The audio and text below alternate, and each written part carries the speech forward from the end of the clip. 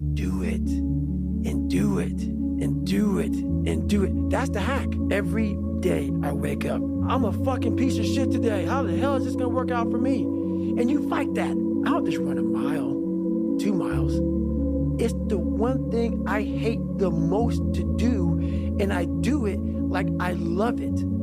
250, 60, 70, 300-mile runs at one time. No sleep. There's no dopamine in there at 300 pounds. You got nothing. Your hormones are shot. You have to envision something that is more powerful than you. Something has to get you out of bed. And you have to create it. It has to be false. Because you're not it. You're a fat piece of shit. The problem is you. And you don't want to fix it. You don't want it. And that's the harsh reality. And it makes me so fucking mad. Every day I walk this earth and I see average all over the fucking place. So many people are doing exactly that. The supplements, the this, the that. And I agree, it helps. But once you figure out your brain, you become unstoppable to almost anything. Yeah, you can't beat death, you can't whatever. Your brain's amazing. Once you feed it the right conversation, the right mental nutrients, the right mental supplements, the right internal dialogue at the right time, with the right hit, with the right proof of what you've done in the past, and you send that right to the right circuit, dude, you're a fucking beast. A beast. But once again, you just can't read about it.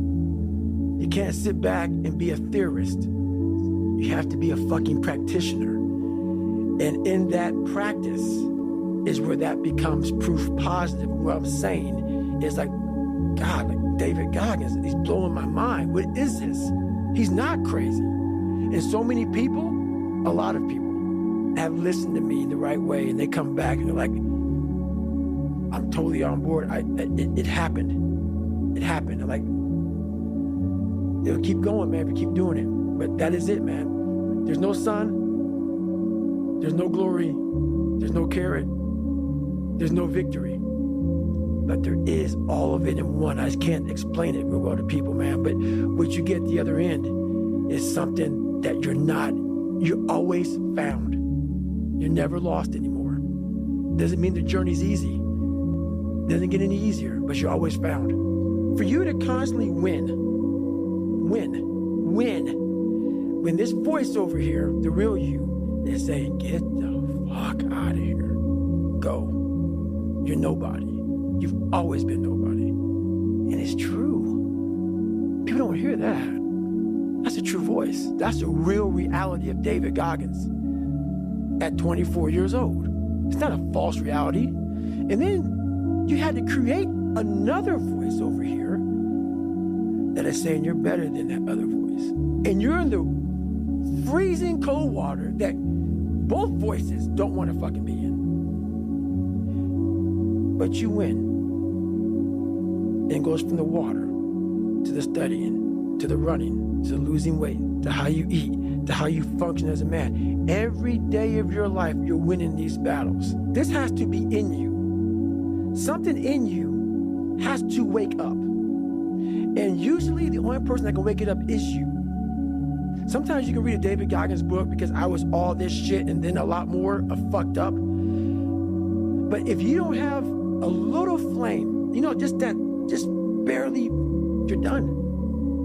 I can't light it for you. But when you put that practice in every day, you lace them up. And I don't mean run.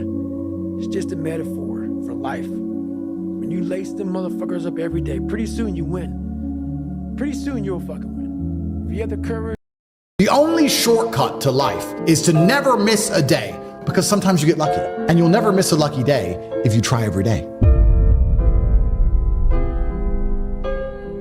Because when you've come from the absolute bottom to the absolute top, and you've done it all off of your own back, and hard work and dedication, and never missing a day, one, because of compounding interest, and two, if you don't try every day, you might miss your lucky day.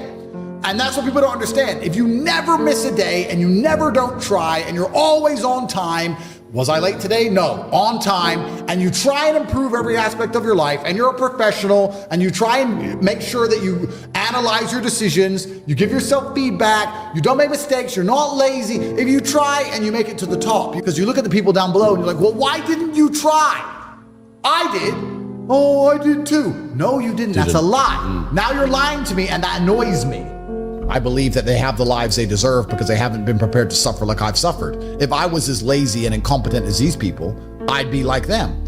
These people, they're not triers. I didn't even have chances that good. I wish I did. I wish I had a billionaire sitting on the internet explaining to me how the world worked. I would have done anything for that. But I've never had that chance. I had to work them all out myself, take huge monumental risks, do the nearly impossible to escape. It's easier to get rich now than it's ever been.